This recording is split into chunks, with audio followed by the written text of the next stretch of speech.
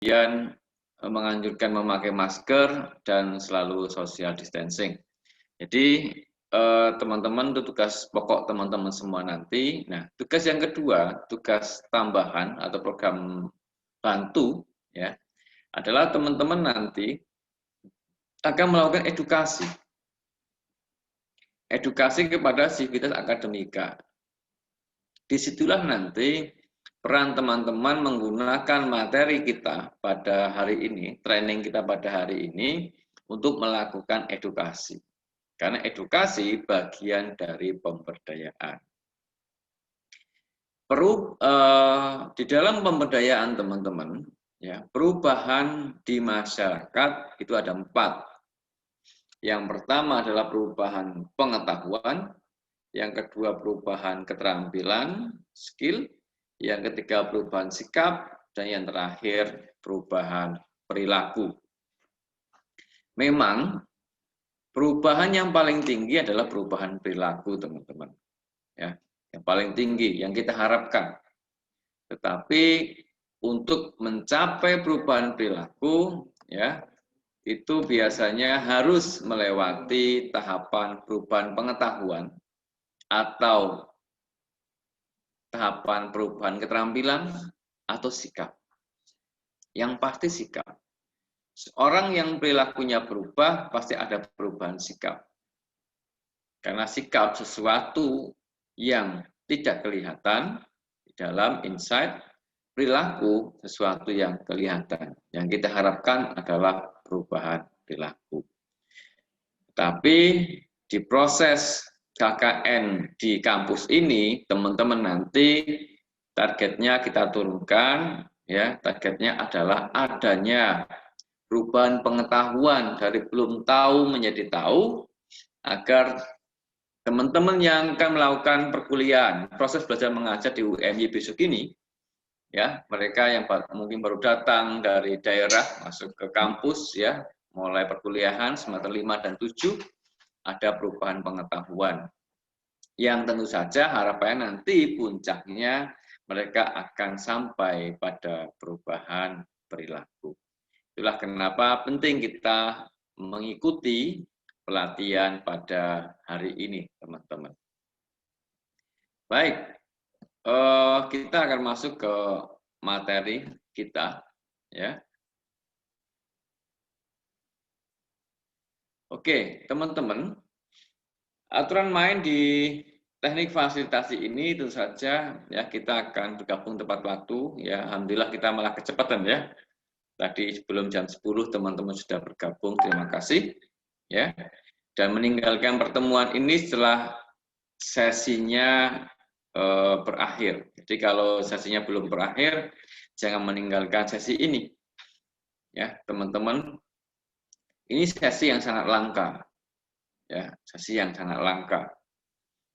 Orang di luar sana untuk mengetahui atau mengikuti training seperti ini, mereka harus mencari dan membayar mahal, ya, karena training ini tidak hanya pembekalan untuk teman-teman melakukan KKN, tetapi juga sangat penting sekali ketika teman-teman nanti lulus dan ingin bergabung atau masuk ke pekerjaan-pekerjaan atau profesional di pemberdayaan masyarakat, ya, penyuluh, ya, komunitas, ya, PPL dan sebagainya, ya, materi ini sangat diperlukan. Dan nanti akan ada sertifikat khusus setelah teman-teman lulus mengikuti training teknik fasilitasi ini.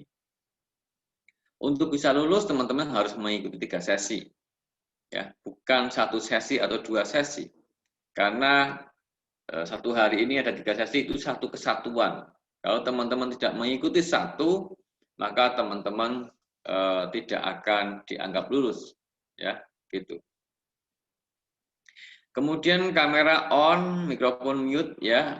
Tapi kita paham bahwa mungkin kondisi sinyal di tempat teman-teman semua ada yang kuat, ada yang lemah, ya, sehingga kalau kamera di-on-kan mungkin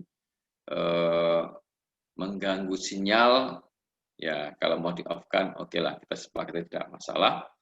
Kemudian jika ingin bertanya, langsung saja tulis di kolom chat, ya, teman-teman, ada di situ dan aktif mengikuti selama proses training ini dan siap untuk mengaktifkan mikrofon ya sewaktu-waktu diminta kami selaku pemateri untuk Anda menyampaikan pendapat.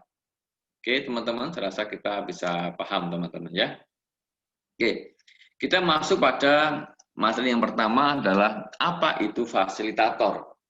Teman-teman tadi sudah ya dijelaskan oleh Pak Husni Amrianto, pemateri yang pertama terkait dengan peran fasilitator.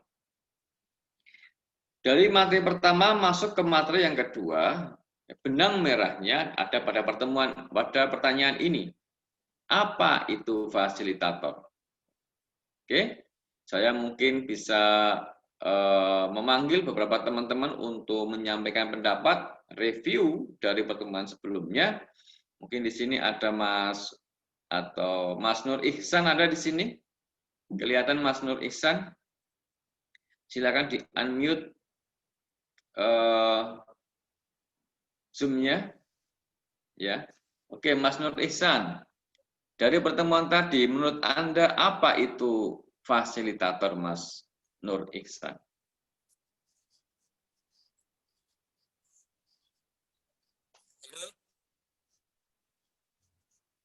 Assalamualaikum. Ya, Waalaikumsalam. Silakan Mas Nur Ihsan. Apa itu fasilitator menurut Anda?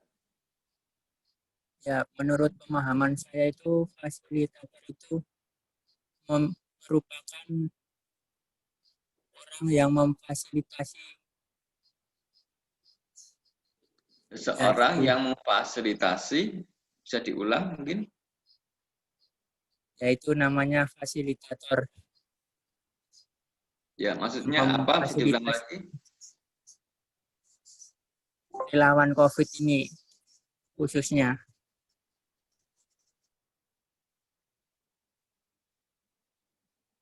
Oke, agak putus-putus Mas Nur Ihsan. Mungkin bisa diulang lagi jawabannya. Fasilitator itu apa?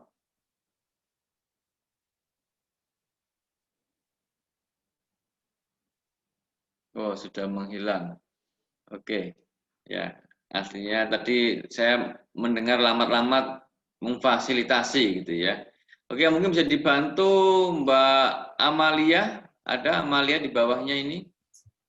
Mbak Amalia 010 Amalia. Ya, Oh ya, silakan. Yang mau menjawab? Apa itu fasilitator? fasilitator adalah, setahu saya ya Pak ini. Ya, Fasilitator adalah orang yang memfasilitasi dan sekarang ini yang dimaksudkan adalah memfasilitasi pemahaman sivitas akademika di UMY mengenai COVID-19 yang melanda sekarang. Oke. Terima kasih. Ini Mbak siapa tadi? Mbak Amalia ya? Iya Pak. Oke, terima kasih Mbak Amalia. Jawabannya Anda tepat sekali ya, 100 untuk Anda dan apresiasi teman-teman ya, Mas Nur Ihsan juga ya. Benar sekali ya, teman-teman. Fasilitator memfasilitasi apa dalam rangka untuk perubahan pengetahuan. Betul sekali. Kalau teman-teman masih ingat mungkin dulu waktu SMA ya, teman-teman pernah mendengar istilah enzim ya. Dalam tubuh kita ada enzim, ya kan? Ada enzim pengecap kalau kita makan biar enak. Ada enzim pencernaan, ya, nah, gitu enzim. Fungsi enzim itu apa dalam tubuh kita? Jadi kalau di dalam lambung kita, ya, di usus kita, ketika dimasuki makanan, itu yang memproses, ya, itu enzim atau lambung yang mencerna. Ya, tentu jawabannya adalah usus atau lambung. Tetapi dengan adanya enzim, maka proses pencernaan dalam tubuh kita semakin bagus, semakin cepat. Iya kan? Ya, seperti juga enzim mengecap dalam mulut kita. Ya. Yang mengunyah itu enzim atau mulut kita? Ya, tentu saja mulut kita. Tetapi dengan adanya enzim di dalam mulut kita, maka proses makan menjadi lebih enak, lebih efisien, lebih efektif. Itulah peran fasilitator di dalam masyarakat. Apakah masyarakat tanpa fasilitator mereka bisa berubah? Berubah tidak? Berubah. Masyarakat itu punya daya, punya kemampuan, kekuatan, mereka punya power. Ya. Dalam diri mereka punya power masyarakat itu, punya kekuatan. Apakah sivitas akademika itu punya kekuatan? Punya. Terus ngapain perlu fasilitator? Agar proses perubahan itu lebih cepat. Oke, teman-teman. Sehingga dengan adanya teman-teman nanti yang akan melakukan pemberdayaan, edukasi ke sivitas akademika, ya, maka proses harapannya, proses edukasi kepada teman-teman kita, saudara-saudara kita semakin lebih cepat dibandingkan mereka tidak ada fasilitator. Oke, teman-teman, bisa dipahami ya. Sehingga kalau ada suatu masalah ya di dalam suatu komunitas masyarakat, yang akan memecahkan masalah itu adalah masyarakat atau komunitas itu sendiri, bukan fasilitator. Karena fasilitator dia hanya memfasilitasi, mensupport, mengarahkan proses percepatan penyelesaian masalah. Tetap saja tanggung jawab untuk menyelesaikan masalah ada pada masyarakat itu sendiri. Jadi Anda tidak bertanggung jawab untuk menyelesaikan masalah yang ada di UMY. Oke? Tanggung jawab itu ada pada setiap individu yang ada di UMY. Teman-teman berperan mempercepat proses edukasi. Betul sekali Mbak Amalia ya dan Mas Nur Ihsan. Terima kasih. Kita masuk ke slide berikutnya.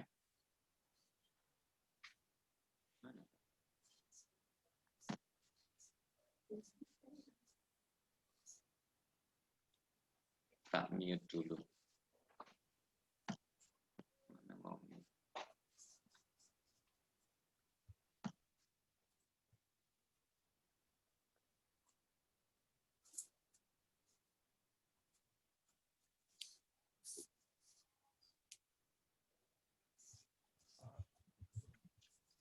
Oke teman-teman, kita next slide. Oke, teman-teman bisa lihat alur sesi kita. Alur sesi kita akan dimulai dari pendidikan orang dewasa atau disingkat namanya POD. Bagi teman-teman yang dari sosial mungkin pernah mendengar ini, ya apa itu POD? Nanti ada sesi, setelah ini kita bahas. Setelah kita lulus memahami apa itu orang dewasa, baru kita akan masuk ke sesi teknik fasilitasi. Tekniknya, kalau teman-teman di perkuliahan membuat tugas akhir skripsi, di sana ada teknik analisis di dalam metode penelitian. Sama kayak pemberdayaan. Penelitian, pemberdayaan punya metode. Penelitian punya metode penelitian. Agar apa? Agar penelitian yang kita lakukan ya memenuhi kaidah-kaidah ilmiah, maka penelitian harus punya metode. Pemberdayaan juga punya metode agar target capaian perubahan yang diinginkan itu bisa tercapai. Nah, di sini kita akan mempelajari teknik-tekniknya, ya, teknik fasilitasinya. Ada dua yang dipelajari, teknik fasilitasi masyarakat dan teknik fasilitasi forum. Tentu saja karena sekarang zamannya zaman digital dan KKN kita, KKN semi online, maka dalam edukasinya nanti ya kita juga akan menggunakan media sosial untuk teknik fasilitasi forum dan teknik fasilitasi masyarakat. Yang terakhir baru nanti kita akan mengenal teknik need assessment. Teknik need assessment, need kebutuhan, assessment penilaian. Teknik menilai kebutuhan yang sebenar-benarnya dibutuhkan oleh masyarakat atau sivitas akademika. Ini menjadi penting ya, kemampuan teman-teman memposisikan, mencari permasalahan yang sebenar-benarnya itu bagian dari keberhasilan dalam pemberdayaan. Seperti dalam penelitian, kalau teman-teman salah di dalam menentukan permasalahan penelitian, maka tujuannya tidak akan dipakai dan tidak akan bermanfaat. Sama seperti juga di pemberdayaan. Ya. Ada sebuah kasus pemberdayaan yang buku yang saya baca ya di Kenya. Ya, Kenya. Ya, di negara Afrika sana ya. Ada sebuah NGO ya, mereka itu melihat masyarakat kesulitan ya untuk mendapatkan air. Untuk mendapatkan air minum, masyarakat harus berjalan ya sekitar 5 kilo dari perkampungan mereka. Berjalan 5 kilo jauh. Kemudian NGO itu memutuskan untuk membuat saluran air sampai ke kampung. Setelah dibuat, ternyata tidak lama saluran airnya rusak. Dan masyarakat tidak berusaha untuk memperbaiki saluran itu. Setelah diteliti, apa yang terjadi? Ternyata mereka sebenarnya tidak membutuhkan saluran itu. Mereka enjoy untuk tiap hari jalan kaki 5 kilo untuk mengambil air. Oleh ibu-ibu, ya, kebanyakan kaum wanita yang mengambil air di sana. Kenapa mereka itu enjoy?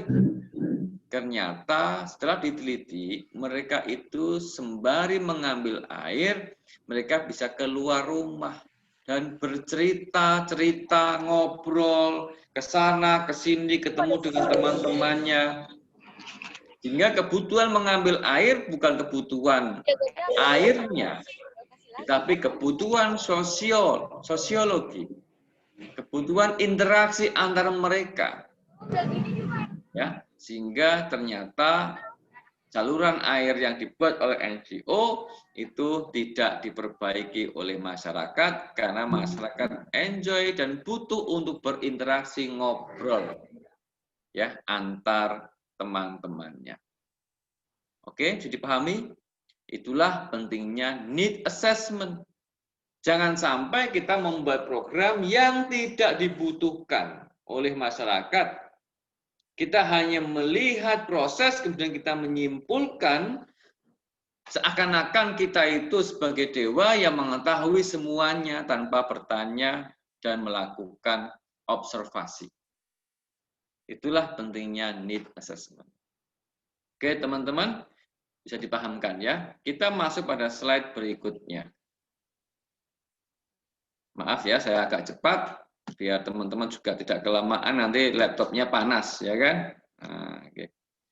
Kita masuk yang pertama, teman-teman, POD, pendidikan orang dewasa. Kalau saya mau bertanya kepada siapa ini, saya tanya bawahnya, ada Noni Sulistia. Oke, boleh di-on-kan Mbak Noni sama Mbak Rani di-on-kan. Noni Sulistia dan Mbak Rani Yulianti, silakan di-on-kan suaranya. I want to ask you, please unmute your microphone. Already, Mbak Rani? Ya, Pak. Oke, aku mau tanya. Mbak Rani Yulianti, Anda sudah dewasa atau belum? Sudah, Pak. Sudah. Kira-kira apa bedanya anak-anak sama orang dewasa? Yang membedakan itu dari perilakunya sama pengambilan keputusannya berdasarkan pengalaman. Terima kasih Mbak Rani. Terima kasih ya. Ya, Pak. Kita tanya Mbak Noni, belum unmute. Dan Mas Hanif, silakan di unmute. Mas Hanif Aulia. Ini maaf, ini cowok kan? Ya. Mas Hanif Aulia Ibrahim. Ya, apa Mas Hanif? Bedanya apa Mas Hanif anak-anak sama orang dewasa? Yang paling jelas mungkin ini Pak, cara sudut pandangnya anak-anak sama dewasa berbeda Pak. Iya, oke. Terima kasih Mas Hanif sama Mbak tadi, Mbak siapa namanya? Lupa, maaf ini menghilang di ini apa saking banyaknya ya. Baik, terima kasih. Benar sekali. Perbedaan perilaku, perbedaan sudut pandang. Kita akan sampai ke sana, teman-teman. Ya, listen to me. Anak-anak berbeda dengan orang dewasa. Tadi jawabannya perilakunya beda, sudut pandangnya berbeda. Oke. Memang betul, kita akan sampai ke sana. Anak-anak saya analogkan, dia baru makan, misalnya anak saya umur yang paling kecil umur berapa Izam? 6 tahun. Dia baru makan makanan selama 6 tahun. Dan Mas tadi Hanif sekarang umurnya kira-kira 20 tahun. Ada enggak ya? Enggak ya? Ya, kira-kira 20 tahun. Anak saya Izam umurnya 6 tahun. Badannya besaran siapa? Ada yang mau menjawab? Silahkan. Tentu saja besaran Mas Hanif badannya. Anak saya masih kecil. Ya kan? Karena anak saya baru makan selama 6 tahun.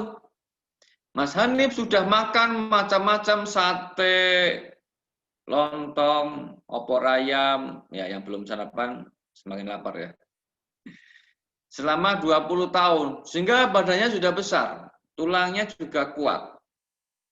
Ya kan? Ya. Itu kalau fisik. Fisik. Sehingga Mas Hanif kuat. Mau membawa koper yang berat pun kuat. Mau mencangkul kuat. Ya kan? Ya, saya bawa cangkul aja besaran cangkulnya. Kalau seandainya bukan fisik, teman-teman. Kalau pengetahuan. Anak saya baru memasukkan ilmu pengetahuan dan punya pengalaman selama 6 tahun. Ya, selama 6 tahun. Dia kemarin bertanya ke maminya, Mi, Tuhan itu, Allah itu tahu isi hati kita. Iya. Berarti tahu isi hatinya ikan dong. Ya harusnya tahu. Rasa ingin tahunya sangat besar.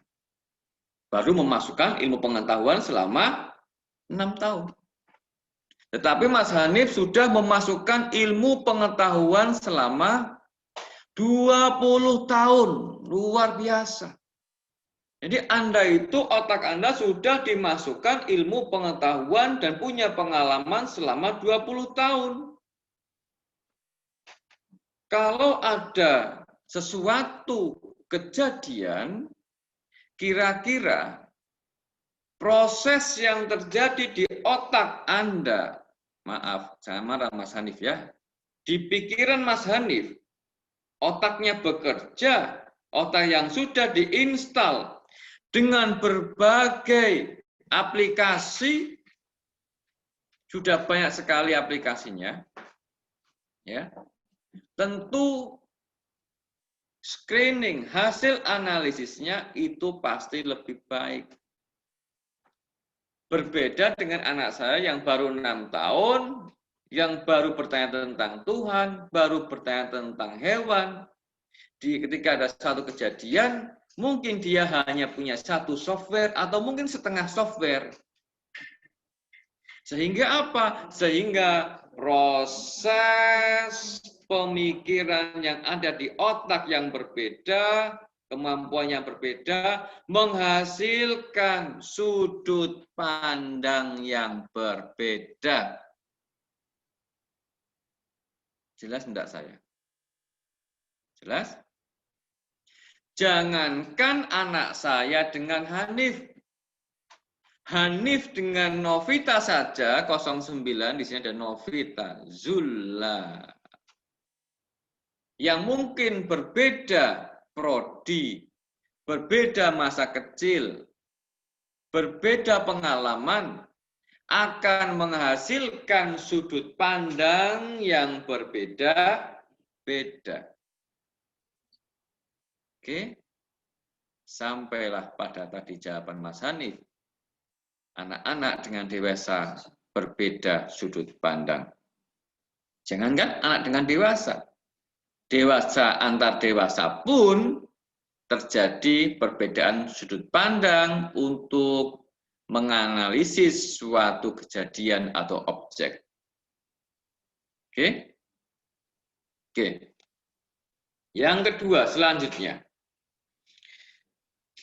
Ketika seorang dewasa mengumpulkan ilmu pengetahuan, memproses banyak sekali objek, ini minuman diproses objek, ini handphone diproses sama otak objek.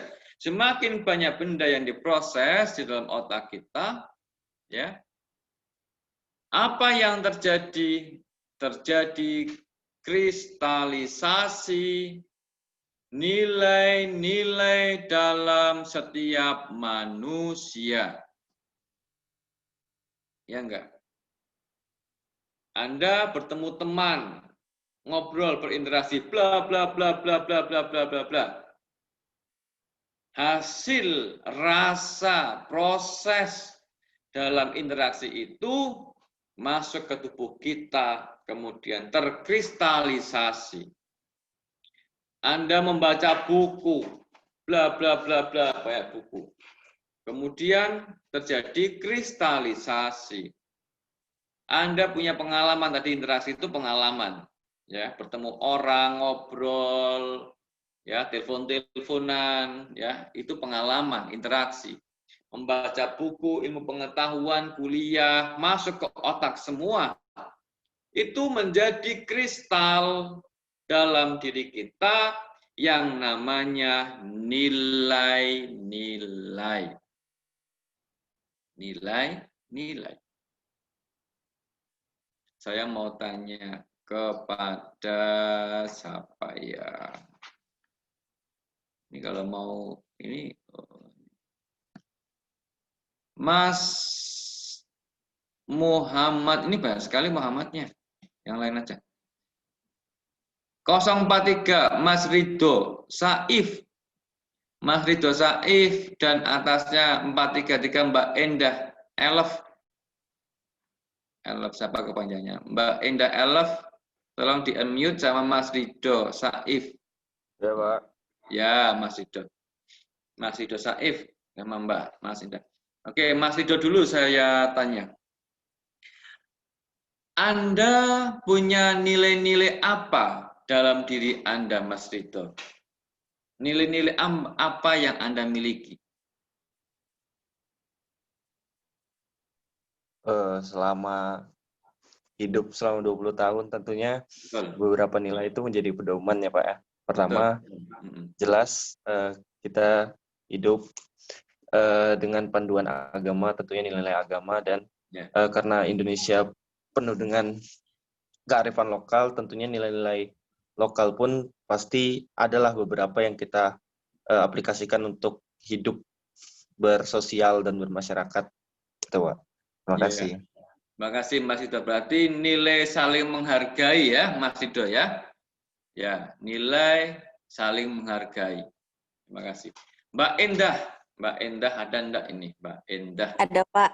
Ya, apa nilai apa yang Anda miliki? Kalau saya pribadi selama saya hidup itu nilai yang saya ini aplikasikan yaitu nilai agama, terus nilai sosial, bermasyarakat, kemudian nilai apa lagi? Sementara itu aja sih Pak. Itu aja udah banyak ya. Oke, terima kasih. Terima kasih Mbak. Iya, sama-sama. Oke. Nilai yang kita miliki saat ini adalah kristalisasi Anda dari lahir sampai sekarang umur 20 tahun. Apa saja contohnya nilai? Kejujuran, nilai bukan? Nilai. Kedisiplinan, nilai bukan? Nilai. Amanah, nilai bukan? Nilai. Misalnya begini, kalau kuliah, kok ada yang terlambat, pasti bukan saya. Karena saya punya nilai disiplin. Nilai. Kalau ada sampah berserakan di kos-kosan saya, pasti bukan saya itu yang membuang sampah sembarangan. Karena saya punya nilai, saya akan membuang sampah pada tempatnya. Nilai. Saya akan taat pada orang tua karena orang tua yang sudah membesarkan saya. Nilai-nilai ketaatan pada orang tua. Begitu. Sehingga nilai-nilai apa yang sudah Anda kumpulkan selama 20 tahun itu, itulah Anda. Oke, bisa dipahamkan? Misalnya di sini ada Mas Satrio. Mas Satrio. Mas Satrio, Anda itu siapa? Ketika saya tidak bisa melihat gambar Anda karena hanya ada nomor 008 Satrio Prat di sini tulisannya, saya nggak bisa melihat Anda. Tetapi ketika nanti saya berinteraksi dengan Anda, mungkin setelah interaksi saya baru tahu Mas Satrio adalah orang yang jujur. Yang muncul adalah nilai-nilai. Maka kita, Anda adalah nilai-nilai yang Anda miliki. Oke, bisa dipahamkan? Oke, Mas Satrio, terima kasih. Silakan di unmute. Kita bisa bincang-bincang setelah ini. Oke, oke, Mas Satrio, silakan di unmute. Oke, Mas Satrio, kalau saya punya handphone Huawei, ya, speknya bagus, spesifikasinya bagus, kameranya bagus, bisa untuk moto dari pokoknya kekerapannya bagus, ya, RAM-nya juga RAM-nya lumayan besar. Menurut Mas Satrio, harganya mahal apa murah, Mas? Menurut saya mahal ya. Mahal. Kenapa mahal, Mas Satrio? Dapat lihat dari speknya tadi. Betul, Mas Satrio. Kalau kita tahu speknya, maka harganya mahal. Kalau orang yang punya nilai-nilai dalam dirinya banyak, kira-kira mahal apa murah, Mas Satrio? Gimana, Pak? Kalau Anda memiliki nilai-nilai dalam diri Anda yang banyak, kira-kira Anda nilainya mahal apa murah? Menurut saya mahal, Pak. Mahal. Kenapa mahal? Soalnya belajar lagi dari pengalaman kita selama hidup kan, bisa diambil dari nilai-nilai tersebut. Ya, betul. Betul sekali. Betul sekali. Terima kasih. Terima kasih. Itu jawabannya sangat tepat. Jadi teman-teman, harga Anda tergantung dari jumlah nilai-nilai yang Anda kumpulkan selama ini. Semakin banyak nilai-nilai yang Anda kumpulkan, maka harga Anda semakin mahal.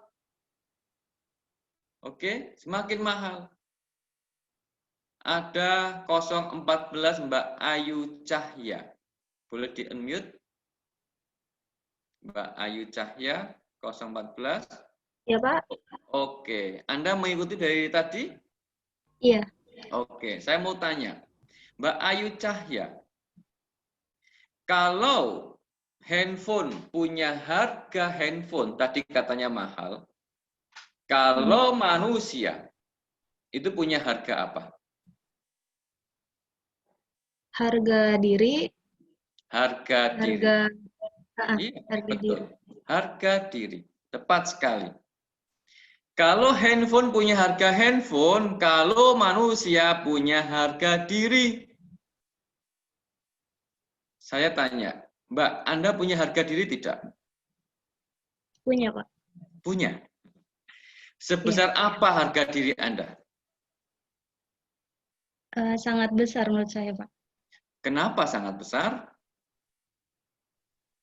Karena harga diri menurut saya sangat penting untuk diri saya karena apapun gimana ya? Iya, sangat besar. Semua orang itu memiliki harga diri. Mereka mengatakan harga diri saya sangat besar. Tetapi besarnya harga diri tergantung pada apa? Mbak ya, silakan.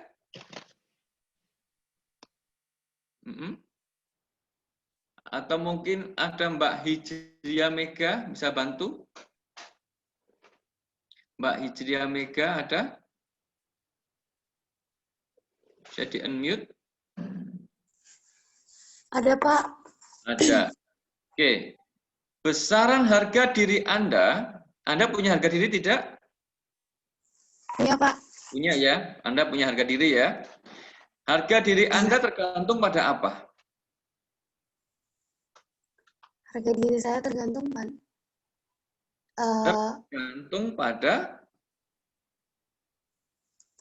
Ya. Pada kepribadian saya, sifat saya. Ya, tergantung pada nilai-nilai yang Anda kumpulkan selama 20 tahun, Mbak Hijriah. Oke? Ya. Oke, terima kasih ya, luar biasa. Silakan kembali ke tempat Anda. Jadi, harga diri Anda, Mbak Hijriah, Mbak Nur Rahmi, Baharudin, Mailani yang ada di sini, semua yang hadir di sini, harga diri Anda tergantung pada nilai-nilai yang Anda miliki. Kalau Anda tidak jujur, kalau Anda tidak disiplin, mencuri, sak geleme dhewe, maka Anda memiliki harga diri yang rendah. Tetapi kalau Anda memiliki nilai-nilai yang banyak dikumpulkan selama 20 tahun, harga diri Anda sangat tinggi. Itu bedanya anak-anak sama dewasa. Sehingga apa? Anak saya main keluar rumah, naik sepeda tabrakan sama temennya, marah-marah, nangis. Pulang ke rumah, sepedanya ditinggal, keluar main lagi mereka. Ketawa-ketawa, seakan-akan nggak ada kejadian. Coba kalau Anda naik sepeda tabrakan karena tetangga Anda itu meleng, ya, dan tidak minta maaf pada Anda, apakah Anda pulang ke rumah naik sepeda kemudian ketawa-ketawa sama dia? Belum tentu. Apa yang luka? Fisik Anda? Tidak. Harga diri Anda yang luka. Sehingga perbedaan ini menjadi dasar. Pendidikan orang dewasa adalah pendidikan yang mengindahkan harga diri. Inti dari pendidikan orang dewasa atau POD adalah bagaimana kita menghargai orang lain. Nanti kalau Anda jaga jadi satgas, mentang-mentang bawa termogan. Ada orang datang, tembak. Orang datang, tembak. Bagaimana sebaiknya? Permisi Pak, kita menggunakan protokol COVID, Bapak kami ukur dulu menggunakan termogan. Kira-kira marah enggak? Enggak marah. Kenapa? Kita sudah memposisikan orang tersebut, ya, orang yang bernilai. Tetapi kalau kita sewenang-wenang tidak memposisikan teman-teman kita, sivitas akademika yang akan kita cek, tidak menghargai nilai-nilai yang ada pada diri mereka, mencederai harga diri mereka, mereka akan berontak. Proses pemberdayaan tidak akan tercapai. Perubahan pengetahuan bahkan tidak akan sampai pada perubahan perilaku. Oke teman-teman, itu kita lulus pada sesi yang pertama, yaitu pendidikan orang dewasa. Oke ya. Oke, jadi kesimpulannya adalah konsep POD digunakan dalam keseluruhan pendampingan dari awal hingga akhir, misalnya dalam berkomunikasi, need assessment, menyusun perencanaan hingga evaluasi. Ya. Kemudian ya, bagaimana pembelajaran yang mendewasakan, saya rasa sudah sangat jelas ya. Kemudian langsung aja ke prinsip-prinsip POD. Ya. Karena orang dewasa punya nilai, punya harga diri, maka prinsip-prinsip di dalam pendidikan orang dewasa, karena semua yang hadir di UMY ini insya Allah semua orang dewasa. Ya. Pertama adalah tidak menggurui atau mengajari orang dewasa, tetapi ajaklah mereka belajar bersama. Karena orang dewasa itu tidak suka digurui. Ya kan? Tanyakan pada diri Anda sendiri, mau nggak Anda digurui? Suka digurui atau suka diajak belajar bersama? Tentu teman-teman lebih suka diajak belajar bersama. Ya kan? Ya, kenapa? Karena belajar bersama kita sepadan, setara, sama-sama menjadi sumber informasi. Pasti lebih nyaman. Itu ya. Gitu. Maka kalau pembelajaran SD kebanyakan tutorial, ya, banyak gurunya itu menyampaikan. Tapi kalau pendidikan di perguruan tinggi lebih banyak diskusi, ya. Sehingga seakan-akan dibuat setara seperti itu. Yang kedua, jangan menyalahkan atau merendahkan pendapat orang dewasa. Orang dewasa itu punya harga diri, jangan disalahkan. Apalagi di depan umum menyalahkannya. Nggak suka. Walaupun itu jelas-jelas salah. Iya kan? Jelas. Bapak ini salah pakai maskernya, nggak kayak gitu, Pak. Itu kebalik misalnya dengan nada tinggi. Gimana kalau misalnya Bapak maaf maskernya kebalik, mungkin bisa dibetulkan sebentar, akan lebih nyaman. Yang ketiga, kembangkan proses belajar dari pengalaman masyarakat dan hubungkan antara teori dengan kehidupan sehari-hari. Masyarakat ini berlaku untuk di luar sivitas akademika. Kalau di sini masyarakatnya homogen. Insya Allah hampir semuanya itu lulus SMA, masuk perguruan tinggi. Tetapi kalau Anda nanti pemberdayaan di luar UMY, di kampung-kampung, di sana heterogen. Ada yang lulusan SD, tidak lulus SD, bahkan mungkin ada yang sudah S2. Sehingga kembangkan proses belajar, diskusi dari pengalaman. Oke? Karena bagi mereka yang tidak lulus SD pun, tetapi sudah memelihara kambing selama puluhan tahun, dia merasa pengalaman dia memelihara kambing itu adalah nilai yang sangat besar, sehingga dia minta dihargai sebagai orang yang punya pengalaman memelihara kambing. Oke. Yang keempat, berikan informasi yang memang dibutuhkan oleh masyarakat. Di dalam edukasi nanti COVID-19 di situs akademika, kita paham bahwa masyarakat ini lebih homogen, lebih senang kita melakukan edukasi. Lebih senang ya melakukan edukasi, sehingga yang kita lakukan nanti memberikan informasi sekaligus sekedar mengingatkan saja. Tetapi pada prinsipnya sebenarnya orang dewasa tidak suka ya diberikan informasi yang berulang-ulang ya seakan-akan dia tidak paham. Sehingga kita harus menggunakan kalimat-kalimat yang seakan-akan tidak menggurui karena mengulang-ulang. Yang terakhir, pertimbangkan keterbatasan kemampuan belajar masyarakat seandainya kita di luar tadi kalau heterogen ya. Kalau di dalam kampus insya Allah homogen sehingga penggunaan bahasa kita bisa memakai bahasa standar kita. Kalau teman-teman pemberdayaan nanti mungkin misalnya menjadi penyuluh pertanian di luar sana atau penyuluh KB atau apapun itu pemberdayaan NGO, teman-teman sebaiknya menggunakan kalimat-kalimat yang bisa dipahami oleh semua khalayak tingkat pendidikan.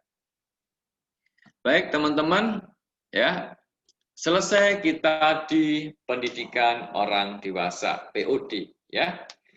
Baik, kita masih punya kira-kira 1 jam untuk masuk ke yang kedua, yaitu teknik dasar fasilitasi masyarakat, dan yang terakhir nanti need assessment. Akan saya coba percepat ya teman-teman. Teknik dasar fasilitasi masyarakat ya. Di sini ada 1, 2, 3, 4, 5. Sebenarnya ada banyak ya, ada banyak sebenarnya, tetapi ini mungkin karena ini nggak kelihatan ya, saya edit dulu. Ada 5W1H, kemudian ada teknik komunikasi ya. Yang selanjutnya ada teknik coaching, ya. Coach, pendampingan. Kemudian ada, maaf, ini kelihatan enggak teman-teman ya, kecil sekali ya ini ya. Ada teknik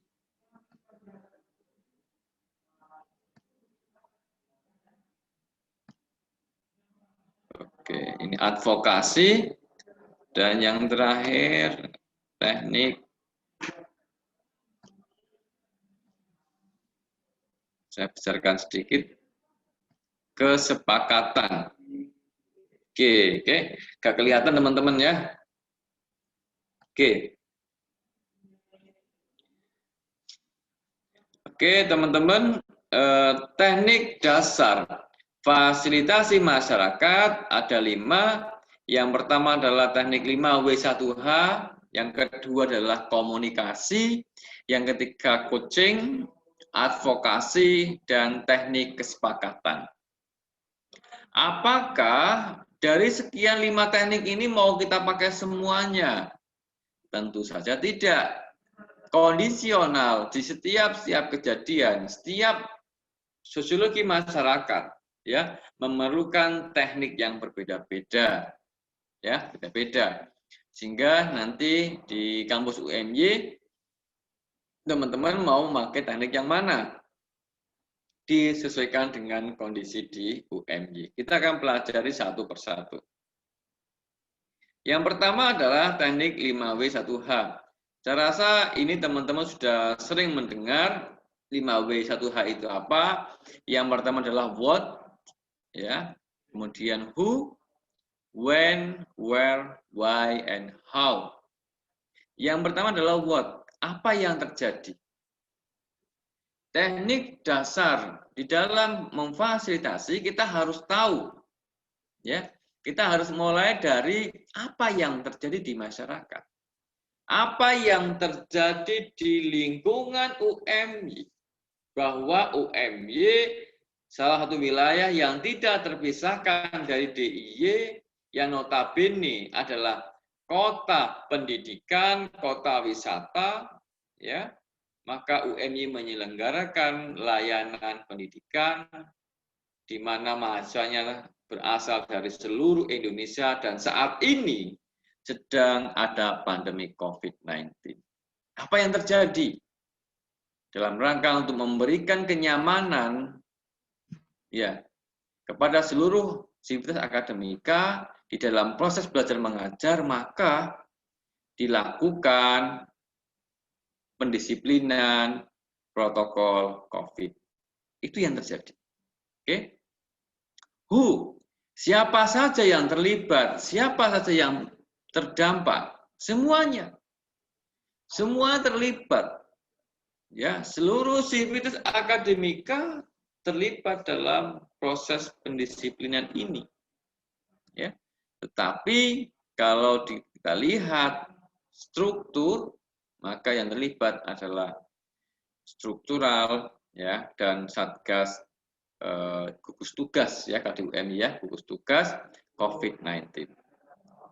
Kapan kejadiannya, kapan mulai dan seterusnya, saya rasa teman-teman sudah tahu semua where di mana kita saat ini di UMY. Why, mengapa? Karena kita perlu tempat proses belajar mengajar yang nyaman, juga memberikan kenyamanan pada orang tua yang mengirim Anda ke sini untuk belajar, bahwa ketika di UMY protokol COVID diberlakukan dan orang tua menjadi lebih nyaman. How? Apa yang akan dilakukan? Yang dilakukan adalah dengan senantiasa menegakkan protokol COVID dengan menerjunkan relawan-relawan seperti Anda. Itulah teknik 5W 1H. Selanjutnya, teknik komunikasi. Komunikasi persuasif berarti menyampaikan pesan yang sifatnya membujuk orang lain atau audiens sasaran agar orang tersebut berubah atau terpengaruh mengikuti keinginan komunikator secara kepercayaan maupun sikapnya. Teman-teman, teknik komunikasi saya rasa satu hal yang bisa dipelajari teman-teman. Nyatanya apa? Nyatanya ada prodi komunikasi. Artinya berbahasa sopan, bertutur kata menyenangkan, ya, dan bisa membuat orang percaya pada kita, persuasif, mengajak, itu bisa dipelajari karena ada ilmunya. Sehingga teman-teman ya silakan nanti mungkin dalam satu kelompok ada yang dari tempat di KPI atau komunikasi dari Visipol bisa memberikan menularkan ilmu-ilmu komunikasi persuasif. Ya. Atau teman-teman bisa belajar dari berbagai sumber yang ada ya yang bisa teman-teman jangkau. Tapi secara umum kiat-kiatnya ya yang pertama adalah pahami konten. Pahami terkait dengan apa itu COVID-19 yang sudah dijelaskan pada pembekalan kemarin oleh Pak Dr. Iman ya terkait dengan apa itu virus corona, bagaimana penyebarannya, ya, hal-hal apa saja yang harus kita lakukan untuk pencegahannya, pahami kontennya. Kemudian kenali kelebihan diri Anda, sesuatu yang membuat Anda percaya diri, saya adalah orang yang memiliki nilai-nilai kredibilitas, Anda punya kepercayaan diri, maka Anda akan sangat powerful di dalam menyampaikan, berkomunikasi. Buat pertanyaan yang terbuka, ya, ketika kita ingin mengajak orang, ya, buat kalau mau membuat pertanyaan, buat pertanyaan yang terbuka, bukan pertanyaan tertutup. Pertanyaan tertutup, pertanyaan-pertanyaan yang memiliki efek menantang. Ya, efek menantang.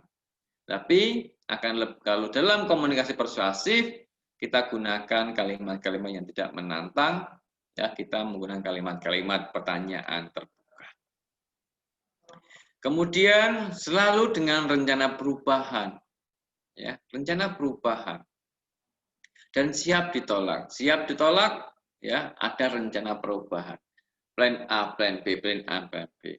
Di dalam teknik komunikasi persuasif, ya kita pasti akan mencoba untuk memasukkan goal, ya target dari komunikasi kita adalah orang mau berubah mengikuti apa yang kita sampaikan. Dalam hal ini adalah kedisiplinan protokol COVID. Ketika ada dalam diskusi, ya kita terkadang menemui jalur-jalur buntu, maka kita harus segera memiliki alternatif-alternatif, ya rencana perubahan. Pasti dalam komunikasi ada constraint, pembatas. Kita harus berorientasi goal, bukan berorientasi constraint. Dalam diskusi, ya deal, win-win solution, selalu berorientasi goal. Ya, goalnya adalah mereka mau disiplin. Pak, saya kalau pakai masker itu pengap, apalagi kalau maskernya jelek, Pak, tambah pengap, Pak. Ya kan? Enggak matching, Pak, bikin tidak percaya diri maskernya. Nah, itu ya. Ya, kita harus mencari constraint-nya. Kita harus berorientasi goal. Ya, goal-nya dulu ditetapkan, disepakati, baru kemudian kita mencari jalan untuk mencapai goal-nya. Ya, diganti maskernya atau maskernya dicuci, ya, atau dikasih warna, dikasih tulisan yang menarik sehingga orang nyaman memakai masker, membuat percaya diri, tambah gagah, tambah cantik, ya kan? Nah, gitu ya. Oke, teman-teman, masuk ke selanjutnya adalah teknik mendengar dan bertanya. Seorang fasilitator, ya, itu lebih banyak mendengar daripada bertanya. Kita harus banyak, itulah kenapa Allah menciptakan 2 telinga 1 mulut. Ya. Karena agar diharapkan kita itu banyak mendengar daripada bertanya. Ya. Jadi kalau kita ingin memberikan advice atau bertanya, perbanyak mendengar dulu. Sehingga apa yang akan kita sampaikan itu memang benar-benar tepat. Ya, itu. Trik-triknya ini ya, saya teman-teman bisa pelajari ya. Misalnya teknik mendengar dan bertanya adalah memantulkan. Memantulkan itu mengulang apa yang tadi dibilang oleh lawan bicara kita. Ya. Saya suka pakai masker karena maskernya itu bagus. Oh, maskernya bagus ya. Memantulkan. Ya. Menarik keluar gagasan. Oh, kalau maskernya bagus, kita nyaman pakai maskernya ya. Menarik gagasan. Membahasakan kembali. Oh, mungkin maksud Anda adalah masker itu perlu dibuat senyaman mungkin ya. Membahasakan kembali. Ya. Tetapi semua ini kita lakukan setelah mendengarkan. Ya kan? Itu ya. Oke, teman-teman, sekarang kita masuk ke coach. Teknik coaching. Ya, teknik coaching. Yang ketiga, teknik coaching. Coaching adalah hubungan kemitraan antara coach dengan klien melalui proses kreatif sehingga menginspirasi mereka untuk memaksimalkan potensi pribadi. Teknik coaching ini sangat efektif ya bagi Anda yang ingin membantu teman-teman Anda untuk menyelesaikan masalah mereka sendiri. Apakah nanti diperlukan apa tidak di dalam proses edukasi? Bisa diperlukan, bisa tidak, tetapi teman-teman akan lebih baik juga kalau memahami teknik coaching ini yang mungkin suatu saat akan Anda gunakan dalam kehidupan sehari-hari. Kita akan coba menggunakan teknik coaching. Mungkin di sini sudah ada nama yang di bawah ya, siapa ya? Mbak Reski, ada Mbak Reski Amalia? 013 Mbak Reski Amalia, ada?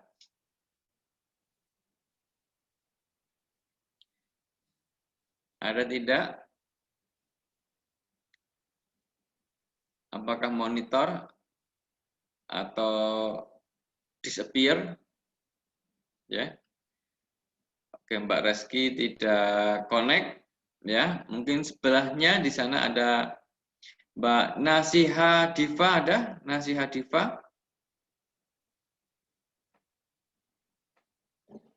Jangan-jangan saya ngomong sendiri dari tadi ya. Nggak ada yang saya ajak ngomong. Ya. Oke. Bawahnya lagi ada Novanto, ada Novanto 03 Novanto? Hadir Pak, hadir. Kamu ternyata satu dari sekian yang tidak hadir. Terima kasih. Ya. Kita akan mempraktekkan teknik coaching. Saya tidak akan menjelaskan, saya akan mempraktekkan saja. Dari mempraktekkan simulasi, Anda akan paham bagaimana teknik coaching sangat bermanfaat ya untuk kita. Mas Novanto. Ya. Saya ingin bertanya, ya. Di dalam kegiatan Anda, ya mungkin kuliah di UMY, ya, kuliah di UMY, ada banyak tujuan, ya. Oke. Dalam jangka pendek ini kira-kira ada enggak satu tujuan Anda yang ingin Anda capai? Tujuan? Ya, tujuan diri Anda yang ingin Anda capai dalam jangka pendek, mungkin setahun, 2 tahun ini? Mungkin lulus cepat agar bisa memberi kebahagiaan kepada saya dan orang tua, Pak. Oke, terima kasih Mas Noval Aldi. Novanto. Novalto. Oke, kita mempraktikkan teknik coaching. G yang pertama adalah goal. Tujuannya adalah lulus cepat ya Mas ya, Mas Noval ya, lulus cepat. Oke. Sekarang kita pakai yang huruf R, reality. Realitinya bagaimana Mas? Kira-kira perkuliahan Anda baik-baik saja, nilai bagus-bagus atau gimana? Ada yang mengulang apa tidak? Untuk nilai, alhamdulillah saya mendapatkan nilai yang cukup memuaskan, tapi tidak ada yang mengulang. Oke, memuaskan, tidak ada yang mengulang. Oke, sekarang O, optionnya. Ketika Anda ingin lulus cepat, ya, kira-kira opsi-opsi apa yang akan Anda tempuh, ya, yang akan Anda tempuh agar benar-benar bisa lulus cepat? Mungkin salah satunya mengikuti KKN relawan ini. Jadi besok kalau tiba waktunya yang saya harus KKN, ya saya bisa untuk menyicil lain seperti kayak mikirin skripsi atau apalah Pak. Oke, berarti opsi kegiatan yang harus dilakukan adalah ikut KKN ini biar cepat selesai KKN-nya, kemudian menyelesaikan skripsi, begitu ya, bimbingan. Yang terakhir adalah will, motivasi, rencana tindakan. Ya. Rencana tindakannya berarti yang Anda lakukan adalah dari 2 opsi itu berarti 1 menyelesaikan KKN, yang kedua menyelesaikan skripsi. Begitu Mas ya? Iya Pak. Ya, oke. Terima kasih Mas Noval. Baik teman-teman, itu tadi kita sudah menerapkan teknik coaching ya dengan proses coaching yaitu GROW namanya. GROW itu terdiri dari goal, reality, option, and will. Ya, setiap orang itu punya goal. Kemudian bagaimana kondisinya sekarang, realitinya. Kemudian opsi-opsi apa yang akan kita tempuh yang bisa menyelesaikan, yang bisa untuk mencapai goal. Kemudian will ada timeline kapan kita akan melakukan opsi-opsi itu, opsi-opsi mana yang akan kita tempuh, opsi-opsi mana yang dijadikan urutan pertama, dan seterusnya. Kalau Anda ingin memiliki tujuan, Anda bisa menggunakan teknik ini, ya, sehingga Anda akan lebih terarah dan termotivasi untuk menyelesaikan permasalahan Anda. Oke, baik. Yang selanjutnya adalah teknik advokasi. Teknik advokasi saya rasa sangat tepat sekali teman-teman dipakai pada KKN kali ini, karena kita akan mencoba untuk mempengaruhi pendapat umum, gitu ya, mempengaruhi pendapat umum, dan mungkin juga kita bisa mempengaruhi pembuat dan pelaksana kebijaksanaan, ya, yaitu struktural yang ada di UMY. Ya, misalnya yang pertama adalah mempengaruhi pendapat umum. Teman-teman nanti akan melakukan kampanye, campaign, ya, dengan misalnya nanti kan tugas teman-teman kan ada yang membuat iklan layanan masyarakat, ya kan, membuat iklan layanan masyarakat, membuat video, poster, ya. Tugas Anda kan nanti kan ada program bantu edukasi, ya kan, edukasi pendisiplinan protokol COVID. Yang kegiatannya ada 3, masih ingat? 1, membuat pojok edukasi, 2, membuat media sosial, ya, konten-konten kelompok, ya, di media sosial. Yang ketiga adalah tugas individu, konten individu setiap hari. Nah, yang kelompok, yang pojok edukasi dan media sosial yang kelompok, saya rasa ini arahnya untuk mempengaruhi pendapat umum bahwa pentingnya penerapan protokol COVID, kan begitu, dan pentingnya hidup bersih dan sehat, ya. Saya rasa teknik advokasi ini sangat tepat sekali dilaksanakan, digunakan di KKN kita kali ini dengan menggunakan offline pojok edukasi maupun online dengan media sosial, ya. Kemudian lobby-lobby negosiasi untuk mempengaruhi kebijakan, ya, mediasi dan seterusnya. Saya rasa juga seandainya Anda punya konsep-konsep, ya, juga bisa diajukan ke pihak struktural atau pengelola kampus, ya, pimpinan, untuk perbaikan di dalam proses penanganan COVID di lingkungan kampus. Baik teman-teman, itu yang advokasi, ya.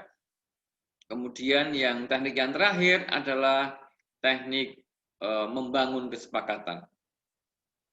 Membangun kesepakatan ini menjadi satu hal yang penting, ya. Kemampuan fasilitator yang sangat penting adalah bagaimana kita bisa membantu membangun kesepakatan.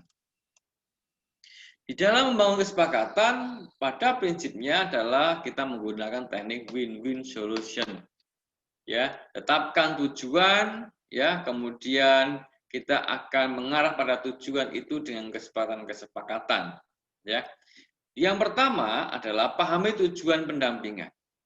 Tujuan pendampingan teman-teman adalah untuk mendisiplinkan, ya, mendisiplinkan protokol COVID di lingkungan kampus UMY. Kemudian kebutuhan mitra dampingan adalah masyarakat, kebutuhannya apa? Ketika mereka membutuhkan informasi di media sosial dengan informasi yang menarik, yang atraksi, ya, yang tidak, yang sesuai dengan segmen mereka, mungkin itu yang dibutuhkan. Kalau UMY yang membuat mungkin terlalu kaku, tapi kalau Anda yang membuat dengan segmen Anda, dengan gaya Anda, mungkin lebih efektif, kan seperti itu, ya. Kemudian sampaikan dengan jelas keuntungan yang bisa diperoleh kalau mereka mau berubah, ya. Kalau Bapak memakai masker, cuci tangan, mau masuk ruangan, social distancing, maka Bapak akan sehat, Bapak akan semakin terhindar, akan semakin sehat. dan sebagainya. Ya. Kemudian sepakati waktu, pembagian peran, dan kontribusi. Membangun kesepakatan itu tidak hanya dengan mitra teman-teman, tetapi juga dengan kelompok Anda. Membangun kesepakatan sangat penting terkait dengan pembagian peran di kelompok KKN Anda. Ya.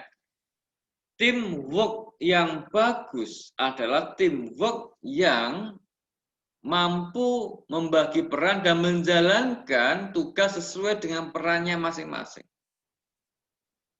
Kalau satu shift pagi ada 3 orang, ada satu shift siang ada 3 orang, ya sudah kita bekerja sesuai dengan shift kita yang sudah disepakati. Jangan, aku nggak mau berangkat nanti sore, berangkat siang ini berangkat pagi ini aja dah. Akhirnya yang sore kurang orang, yang pagi kebanyakan orang. Saya itu harusnya hari ini tidak pegang termogan, tapi aku pengen pegang termogan karena keren misalnya. Nah, itu ya. Padahal peran dia hari ini adalah edukasi, bukan jaga termogan. Ya, gitu. Pembagian peran, ya ini sangat penting sekali. Baik teman-teman, selanjutnya next slide ya, teknik fasilitasi atau edukasi sudah jelas sekali ya. Di sana ada audiennya, ada audien personal, kemudian ada forum online dan ada campaign ya, gitu. Untuk teknik fasilitasi edukasi ya, untuk yang personal ya, kita sifatnya bisa menggunakan teknik yang tadi coaching. Yang coaching itu bisa personal, walaupun coaching juga bisa digunakan untuk grup ya atau kelompok juga bisa. Bersifat informasi dan reminder, mengingatkan ya untuk personal. Bisa saja teman-teman nanti bisa campaign di grup-grup WhatsApp yang ada di handphone teman-teman semua. Mungkin teman satu kelas ya.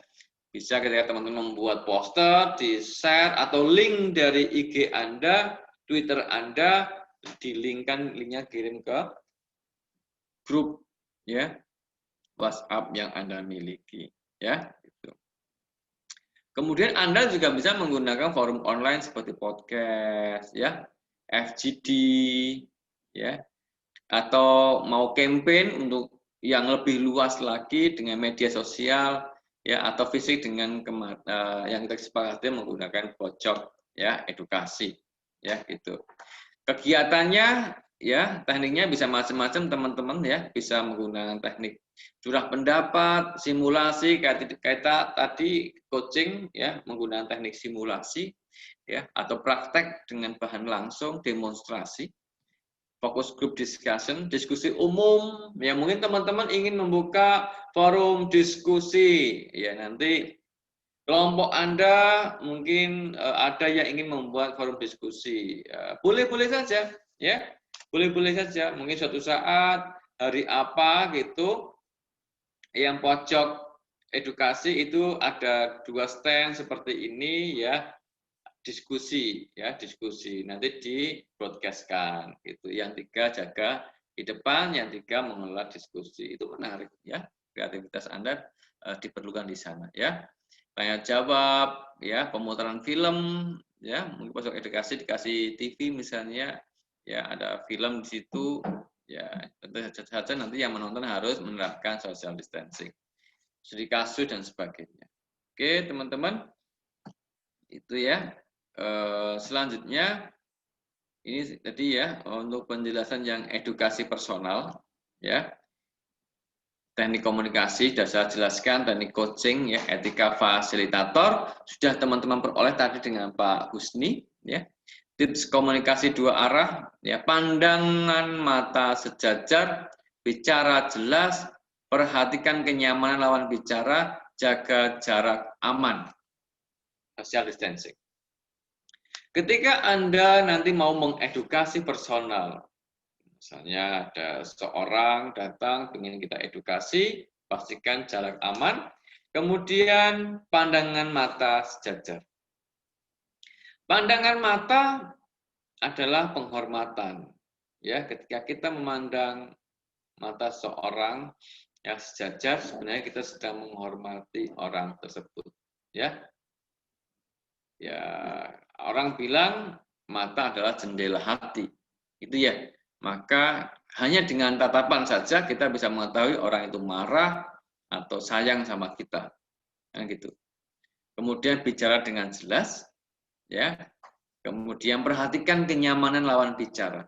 Kalau lawan bicara sudah tidak nyaman gitu, kadang sering lihat kanan kiri atau lihat atas, atau mungkin sudah kelihatan orang tidak nyaman, mungkin sebaiknya kita bisa memberikan kenyamanan. Kalau seandainya dia mungkin lagi sibuk, kita bisa persilahkan mereka untuk melanjutkan aktivitasnya, ya seperti itu.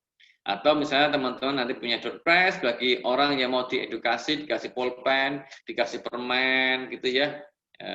Nanti ada door prize menarik untuk stand Anda, kreativitas Anda untuk menarik perhatian, untuk efektivitas edukasi ya. Ya, yang forum online saya rasa teman-teman lebih paham ya, dan sudah kita jelaskan kemarin ya di dengan saya ya, kemarin jam 10 saya jelaskan forum online-nya ada tugas mingguan ya yang harus Anda lakukan. Nanti kan kita ulang lagi informasi itu pada saat penerjunan ya. Campaign promosi atau promosi komunikasi persuasif sudah kita jelaskan tadi ya, dengan visual menarik ya, jelas, variatif ya, dan masih diulang-ulang ya, diulang-ulang. Ya, ada praktek ya, teknik fasilitasi atau edukasi apa yang akan Anda gunakan untuk situasi berikut. Ini kalau kita mau praktek ya. Kemudian mengingatkan orang yang nggak pakai masker atau kumpul yang berkumpul, berkerumun ya. Yang kedua, membuat perbincangan di grup WA tentang kebiasaan pakai masker dan cuci tangan para mahasiswa. Ya. Membuat perbincangan di grup WA. Yang ketiga, menyebarkan topik tentang ngampus aman. Nah, coba sekarang ini kita diminta untuk praktek. Saya minta Anda untuk memikirkan ya teknik-teknik fasilitasi apa yang akan Anda terapkan untuk ketiga kondisi tersebut ya. Saya kasih waktu Anda sekitar 2 menit untuk memikirkan itu. Baik, 2 menit atau menit cukup ya. 1 menit ya. 1 menit ya, nanti akan saya tanya sampling ya.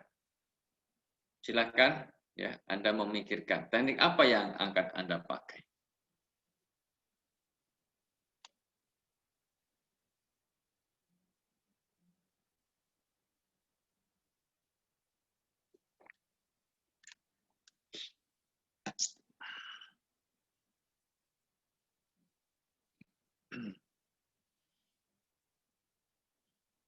Oke, baik.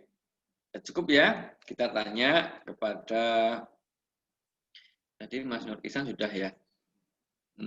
Yang lain Abimanyu 011 Mas Abimanyu. Bisa di-on-kan Mas Abimanyu. Ya, kemudian highlight. Iya, agak kurang bagus sinyalnya ya Mas Abimanyu ya. Halo Mas Abimanyu, bisa mendengar suara saya? Bisa dengar Pak, cuman putus-putus. Putus-putus ya. Videonya dimatikan saja, enggak apa-apa, pakai suara saja. Oke. Mas Abimanyu. Videonya udah mati, cuman masih mati. putus-putus Pak, suara bapaknya. Oh gitu, tapi suara Anda jelas ya. Ya mungkin Anda orang baik, jadi suaranya lebih bagus dari saya. Pertanyaannya Mas, kalau Anda ingin mengingatkan orang yang nggak pakai masker dan berkerumun, teknik fasilitasi apa yang akan Anda gunakan?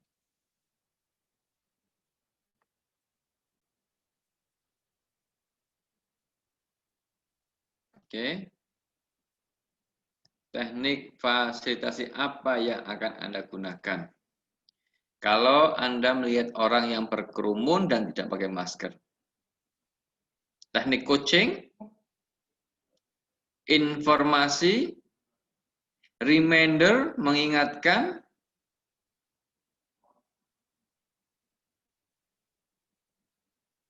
Oke, hilang kayaknya ya. Baik, tidak apa-apa. Mungkin di sini ada Mas Yoga Aditama, ada Mas Yoga Aditama. Mas Ada, Yoga. Pak. Ya, oke Mas Yoga. Ada, Pak. Kalau Anda melihat nanti ya ketika bertugas ada orang yang nggak pakai masker, kemudian berkerumun, ya, teknik fasilitasi apa yang akan Anda terapkan kira-kira? Mungkin mengingatkan, Pak. Mengingatkan, ya. Oke. Dengan cara apa mengingatkannya? Komunikasi langsung atau dengan alat peraga gitu? Komunikasi langsung tapi tetap dengan protokol COVID, Pak, seperti itu. Oke, mengingatkan langsung dengan protokol COVID dan menerapkan prinsip pendidikan orang dewasa. Oke, Ya, Mas Pak. ya? Ya, oke. Makasih Mas Yoga. Terima kasih. Ya, Pak, sama-sama. Ya, di dalam penerapan ini teman-teman bisa menggunakan alat peraga, ya. Kelompok Anda bisa membuat tulisan, ya, dari karton atau dari apa namanya karton bekas, ya. Jaga jarak, gitu ya, gitu sambil muter-muter, ya, nah, gitu. Boleh. Atau pojok untuk selfie, Anda mau membuat pojok selfie, ya. Terkait dengan edukasi protokol COVID itu juga diperbolehkan kreativitasnya, ya. Kemudian tadi yang kedua adalah membuat perbincangan di grup WA tentang kebiasaan pakai masker dan cuci tangan para mahasiswa. Ini kira-kira menggunakan teknik apa nih? Mbak Hijriya Mega. Mbak Hijriya Mega ada? Mbak Hijriya Mega. Ya, Pak. Ada. Oke, Mbak Hijriya Mega. Kalau Anda ingin membuat perbincangan di grup WA tentang kebiasaan pakai masker dan cuci tangan, Anda akan menggunakan teknik apa kira-kira? Podcast atau FGD, Focus Group Discussion, ya, atau WA Group,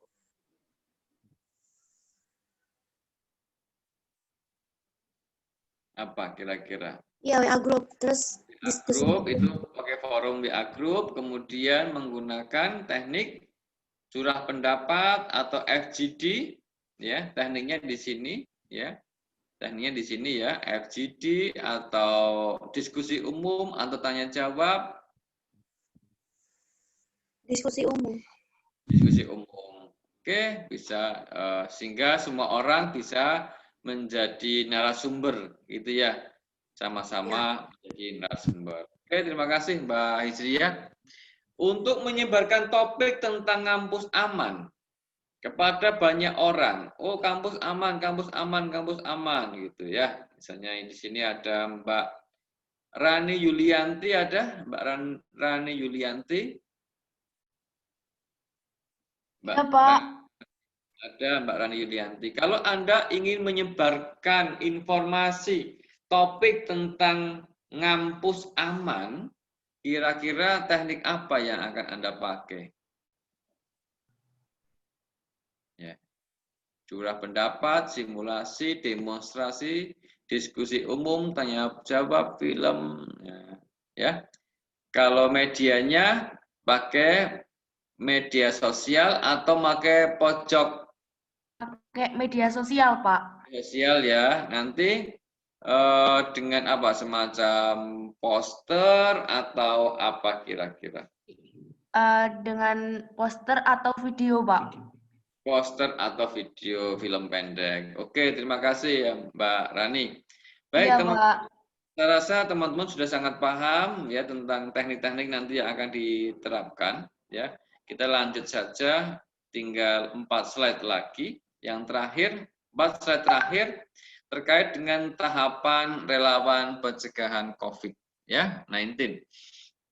Teman-teman nanti minggu depan Sabtu teman-teman penerjunan, ya.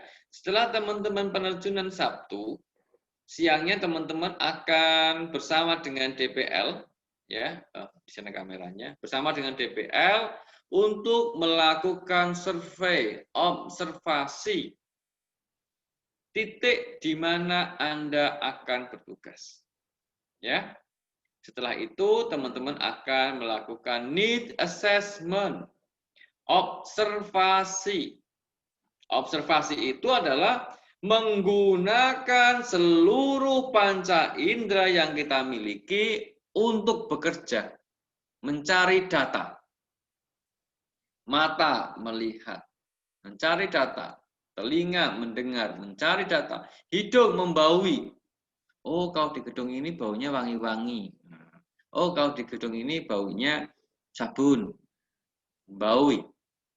Mulut mengecap. Ya, kulit untuk merasakan.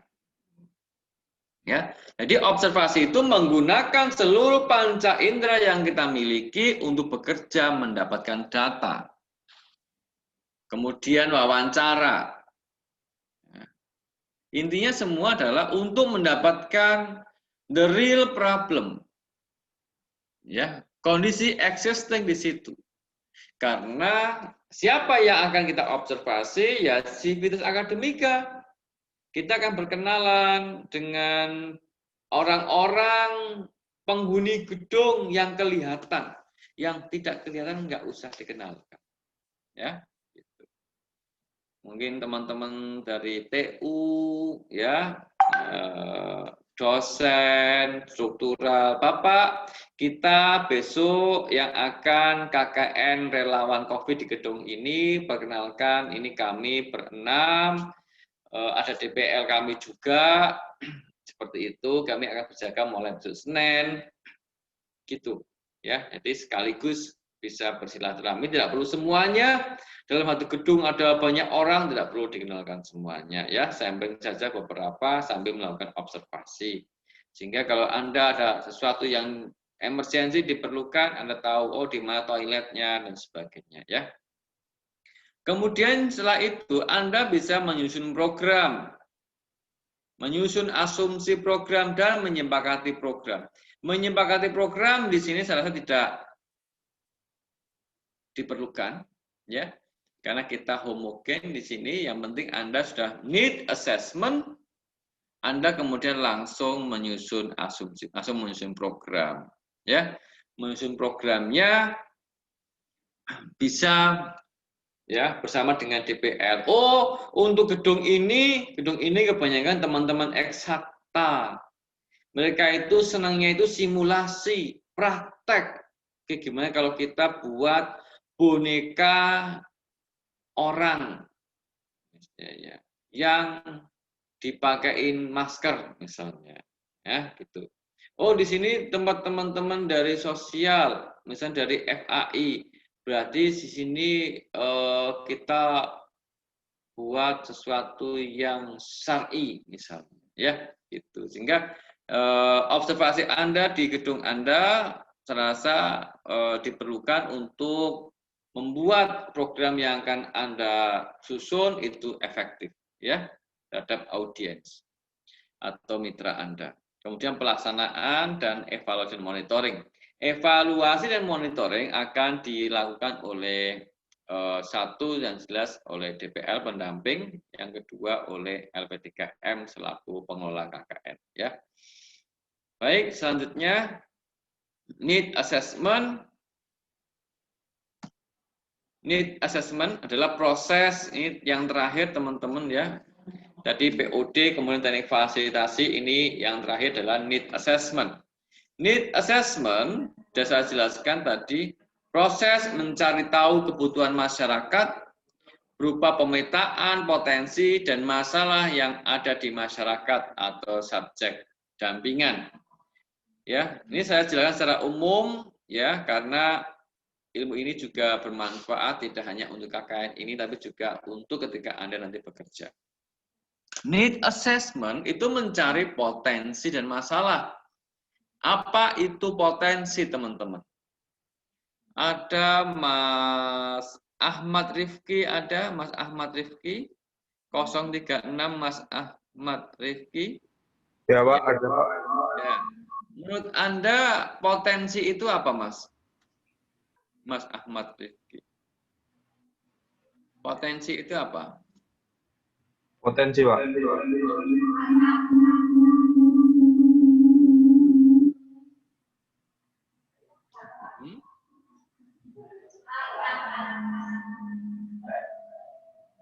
Potensi adalah kemampuan yang mempunyai kemungkinan untuk dikembangkan. Ya, oke.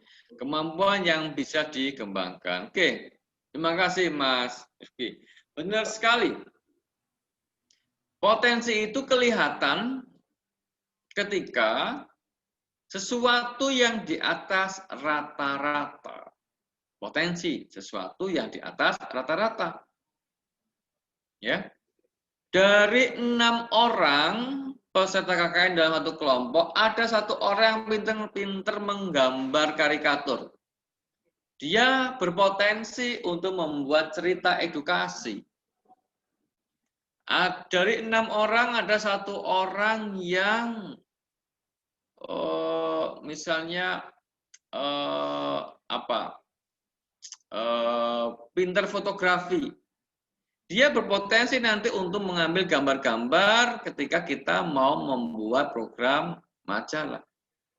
Potensi itu adalah sesuatu yang di atas rata-rata. Yang bisa kita kembangkan. Yang kedua adalah dalam need assessment, selain kita memetakan potensi, kita mencari masalah.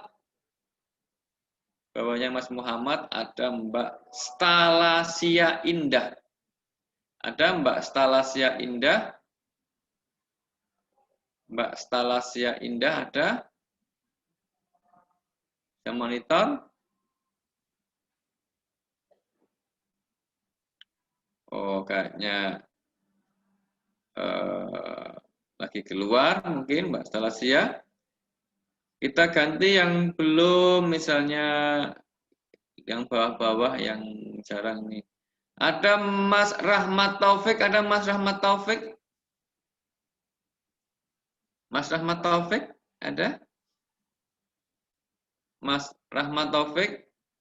Wah, ini kayaknya mungkin lagi keluar.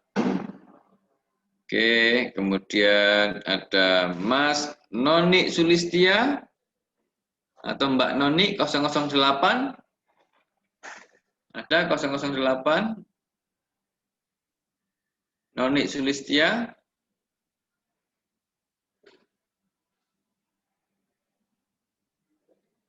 Oke, pada menghilang. Oke. Kalau begitu di sesi yang terakhir ini saya minta teman-teman untuk mengaktifkan kameranya. Oke, coba kita aktifkan kameranya. Teman-teman semua, saya kasih waktu 1 menit ya untuk mengaktifkan kamera. Ya, sehingga ketika saya ingin menghadirkan teman-teman, saya tahu mana yang ada orangnya, mana yang tidak ada. Ya.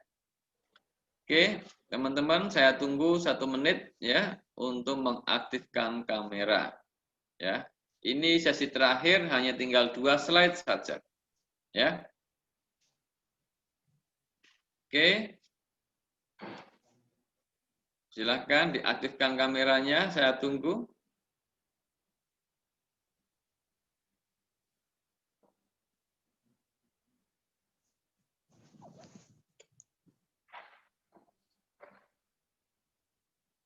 Oke, silakan ya. Diaktifkan kameranya. Saya tunggu 1 menit, mungkin yang oke. Kelihatan ada yang tidak. Oke, terima kasih. Oke, ini ada Mbak Stalasia, ini ada ini. Ya. Mbak Stalasia, bisa mendengarkan suara saya? Bisa, Pak. Oke. Oke, terima kasih ya. Ya, ada yang di kos-kosan, ya enggak apa-apa, saling kenal, kelihatan wajahnya, ya. Teman nanti satu kelompok ya. Baik, Mbak Salasia, kalau tadi kita sudah mendapatkan informasi apa itu potensi. Yang kedua, masalah. Masalah itu apa, Mbak Salasia? Benar, Pak. Anda punya masalah tidak? Punya masalah tidak? Atau pernah punya masalah?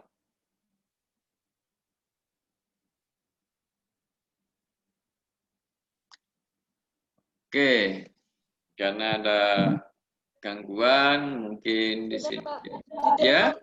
Ditelepon orang tua, Pak. Oh ya, dijawab dulu. Mungkin mau dikirimi uang. Enggak apa-apa. Ya. Oh, ini mungkin bisa di sini ada Mbak Andi Kamaria yang di kendaraan ya bersama teman-temannya. Salam buat teman-temannya ya, yang satu mobil itu ya. Ya, di-on-kan dulu. Ya, di-on-kan dulu. Ya. Ya, Pak. Ya, kamu dalam perjalanan kemana? Mau ngantar kakak saya ke bandara, Pak. Oh ya, hati-hati di jalan ya. Iya, Pak. Makasih, Pak. Ya, mau tanya sekalian kakakmu boleh. Loh, malah menghilang. Aku kuliah kok. Oh, enggak menghilang. Enggak, aku, Pak. Oh, enggak. Itu kakakmu boleh menjawab juga. Saya mau tanya, masalah itu apa? Aku kuliah, Pak. Suatu keadaan yang tidak suatu keadaan yang tidak diharapkan, Pak. Masalah kan, Pak? Iya. Masalah keadaan, Pak.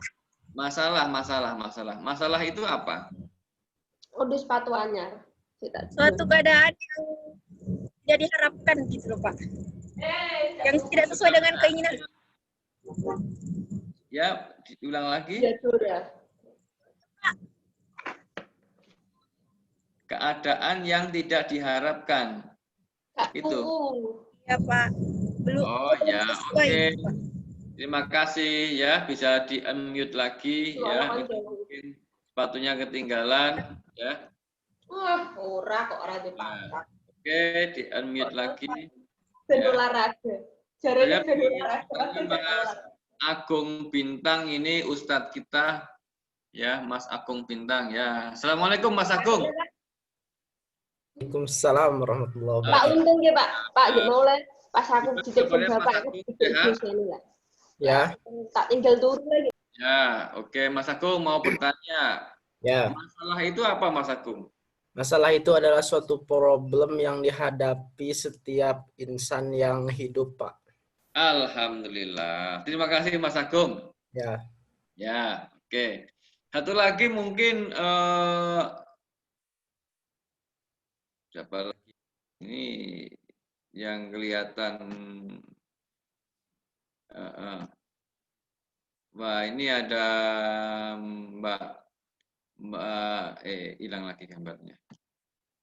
Ada Mas Hamka Wafa. Mas Hamka Wafa. Mas Hamka Wafa 012. Ya, Pak. Ya. Anda punya masalah nggak Mas Hamka sekarang ini? Adalah, Pak. Kalau masalah.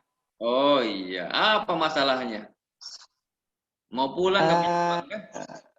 Ya, bisa. Ya, sekarang masalahnya apa ini? Masalahmu apa ini?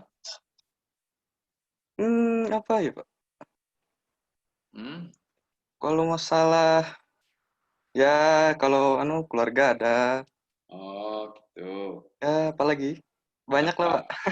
Oh, saya mau tanya, kamu lapar nggak? Ya, lapar, Pak. Lapar. Masalah ya? Lapar itu masalah kan? Ya, masalah juga, Pak. Ya. Harapannya apa? Harapannya lapar apa tidak lapar? Harapannya tidak lapar lah, Pak.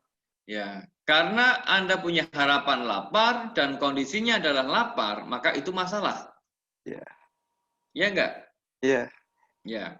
Jadi, masalah itu adalah perbedaan antara harapan dengan kenyataan. Betul tidak? Iya, betul, Pak. Ya. Kalau Anda punya harapan tidak lapar dan kondisinya tidak lapar, maka tidak ada masalah. Karena ada kondisi yang sama antara harapan dengan kenyataan. Kalau saat ini Anda punya harapan training ini selesai, saya ngomong terus dari tadi, Anda punya harapan, Bapak yang ngomong rampung-rampung gitu, kenyataannya saya masih ngomong, ya kan? Dan Anda masih mengikuti, maka Anda punya masalah. Ya enggak? Iya. Jadi, masalah perbedaan antara harapan dengan kenyataan. Bagaimana cara mengatasi masalah? Dengan mempertemukan antara harapan dengan kenyataan. Harapannya adalah tidak lapar. Kenyataannya lapar. Maka kita harus makan. Ya kan? Benar kita makan siang. Ya. Kita makan siang bentar lagi. Jadi itulah definisi antara potensi dan masalah. Kita nanti akan masuk selanjutnya next slide ya. Need assessment dibutuhkan untuk mencari kebutuhan real, membuat rencana program dan kemudian membuat program. Itu urutannya. Kemudian ini contoh salah satu ya hasil temuan need assessment, misalnya mahasiswa yang datang sedikit potensinya, ya orang yang mengakses kampus sudah terpapar info tentang protokol COVID, pengawasan masuk kampus ketat, ya itu potensi masalah, lingkungan sekitar kampus belum menerapkan protokol COVID dan seterusnya. Saya rasa ini tidak saya diskusikan karena sudah terdengar suara azan, ya. Jadi saat ini sudah bisa saya tutup, ya. Saya mencoba untuk memenuhi keinginan Anda agar Anda tidak punya masalah dalam diri Anda, karena harapan Anda adalah training ini segera selesai dan makan siang. Gitu ya. Ya, teman-teman, terima kasih atas kesediaan teman-teman membersamai saya, ya. Semoga bermanfaat, ya, untuk kita semua. Selamat ber-KKN. Silakan istirahat, nanti jam 1, ya. Jam 1 kita akan ada training yang terakhir dengan pemateri yang ketiga terkait dengan bagaimana membuat perencanaan program. Ya, silakan matikan gadget Anda agar dingin, nanti jam 1 dipakai lagi. Ya, terima kasih. Kita akhiri. Assalamualaikum warahmatullahi wabarakatuh. Waalaikumsalam warahmatullahi wabarakatuh. Waalaikumsalam. Baik, terima kasih kepada Bapak Dr. Aris Slamet Widodo atas penjelasan mengenai teknik fasilitasi masyarakat.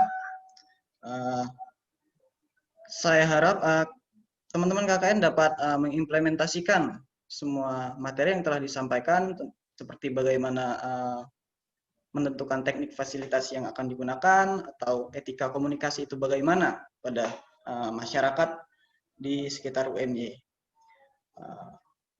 Sebelum saya tutup, teman-teman yang mungkin bisa istirahat sebentar dulu, nanti jam 1 bisa join lagi untuk mengikuti materi yang ketiga. Dan mungkin bagi teman-teman yang nggak pakai wifi atau tetap mau stay di Zoom, dipersilahkan.